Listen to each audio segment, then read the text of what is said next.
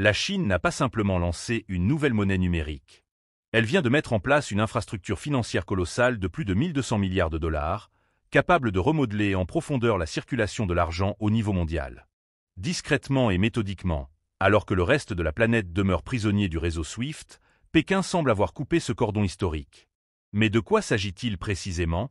La Chine a activé un système de paiement basé sur le yuan numérique, évalué à 1200 milliards de dollars.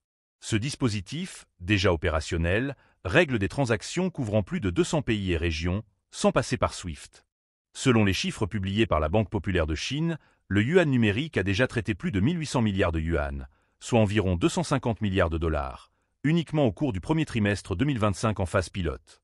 Et ici, il ne s'agit pas uniquement d'un simple volume d'échange. La véritable question, c'est celle de la souveraineté.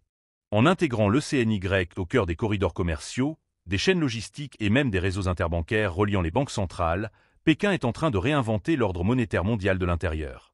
Martin Chor-Sampa, chercheur senior à l'Institut Peterson, résumait d'ailleurs dans Bloomberg que c'était la première infrastructure d'État capable de rivaliser avec le système dominé par SWIFT et le dollar.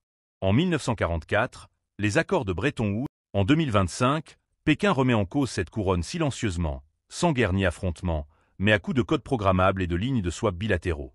Et si ce projet ressemble à une sorte de Manhattan Project monétaire, la suite pourrait bien révéler l'ampleur réelle des ambitions chinoises. Depuis 2015, Pékin a signé plus de 40 accords bilatéraux de swap de devises, représentant environ 580 milliards de dollars. Ce réseau parallèle permet aux partenaires commerciaux d'échanger directement en renminbi sans passer par les chambres de compensation libellées en dollars. À la fin de l'année 2024, près de 38% du commerce extérieur chinois s'effectuait déjà en dehors du système SWIFT, selon le Financial Times, principalement grâce au CIP, Cross-Border Interbank Payment System, qui connecte désormais plus de 1400 institutions financières dans 110 pays. Concrètement, cela signifie que des cargaisons d'énergie venues d'Arabie Saoudite peuvent être réglées en yuan numérique en quelques secondes, sans aucune banque américaine impliquée. SWIFT reste encore dominant, avec près de 40 millions de messages échangés quotidiennement, mais son emprise sur les marchés émergents est en net recul. Eswar Prasad, ancien chef de la division Chine au FMI, souligne que la mise en place progressive de cette architecture parallèle est l'une des révolutions les plus sous-estimées des dernières décennies. Mais la véritable question est de savoir ce que Pékin entend faire de ce système. Car de solutions alternatives, il pourrait bien se transformer en arme géopolitique. Le rejet du dollar n'est pas ici une posture idéologique, mais une nécessité structurelle. En mars 2024, le Kenya a acheté du pétrole aux Émirats arabes unis en yuan, contournant totalement le billet vert, transaction confirmée publiquement par le président William Ruto. De son côté, l'Argentine a remboursé une partie de sa dette envers le FMI, non pas en dollars mais en yuan, après avoir épuisé ses réserves américaines. Et des tensions liées à la liquidité du dollar.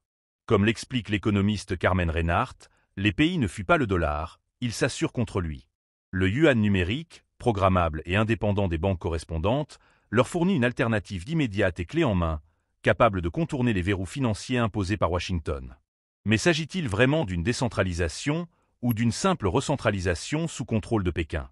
La réponse dépendra sans doute du nombre de pays prêts à embarquer dans ce système. Lors d'un test transfrontalier entre Hong Kong et les Émirats arabes unis, fin 2023, le yuan numérique a permis de régler des factures commerciales en quelques secondes, réduisant les coûts jusqu'à 98%, selon un rapport de la Banque des règlements internationaux. Contrairement à SWIFT, qui se limite à transmettre des instructions de paiement, l'ECNY exécute des transferts de valeur réelle en temps réel. Plus besoin de chambres de compensation intermédiaires, ni de délais liés aux conversions. Là où SWIFT prend entre 1 et 3 jours avec des frais allant jusqu'à 50 $ par opération, l'alternative chinoise propose rapidité et économie à une échelle industrielle. Josh Lipsky, ex-conseiller au FMI et aujourd'hui directeur du Centre géoéconomique de l'Atlantic Council, résume « La Chine ne construit pas juste une ligne ferroviaire plus rapide. Elle supprime carrément les guichets. » Le CIP, intégré au yuan numérique, traite déjà en moyenne 83 milliards de dollars par jour. Ce n'est plus une expérimentation, c'est un système pleinement opérationnel. Mais avec cette vitesse, surgit une question essentielle. Qui contrôle l'interrupteur d'arrêt? En 2024, l'ASEAN a dépassé l'Union européenne pour devenir le premier partenaire commercial de Pékin, avec plus de 975 milliards de dollars d'échanges bilatéraux, selon le ministère chinois du Commerce. Derrière ce chiffre impressionnant, un bouleversement structurel. Plus de 33% du commerce sino-asiatique est désormais réglé dans d'autres devises que le dollar. Le yuan numérique y étend rapidement son empreinte via les banques régionales. En Indonésie, des PME utilisent déjà des portefeuilles ECNY avec QR code pour éviter les délais de conversion en dollars. En Malaisie, la Banque centrale, Banque Negara, a signé un accord inédit avec la Banque populaire de Chine afin de connecter directement leur réseau de paiement instantané. Pékin n'exporte plus seulement des produits, mais désormais ses normes financières. Ces normes créent une dépendance nouvelle. Lorsque les transferts, les règlements et les systèmes passent par des plateformes chinoises, l'autonomie régionale s'érode, même si la souveraineté formelle reste intacte.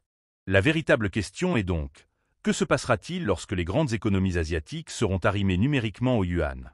Car à ce stade, l'influence de la Chine passera d'un simple échange transactionnel à une emprise structurelle. Depuis l'exclusion de la Russie de SWIFT en 2022, les volumes traités via le CIP ont bondi de plus de 420%, atteignant 4,23 milliards de dollars par jour début 2025. La Banque populaire de Chine rapporte une adoption massive du yuan numérique dans les économies sanctionnées ou confrontées à des pénuries de dollars. En 2023, après avoir subi des restrictions d'accès aux billets verts, Pékin a élargi ses lignes de swap bilatéraux avec le Brésil, le Pakistan et l'Arabie saoudite. Plus Washington transforme le dollar en instrument de conformité, plus les infrastructures de Pékin apparaissent attractives, observe Eswar Prasad. Même certains alliés des États-Unis,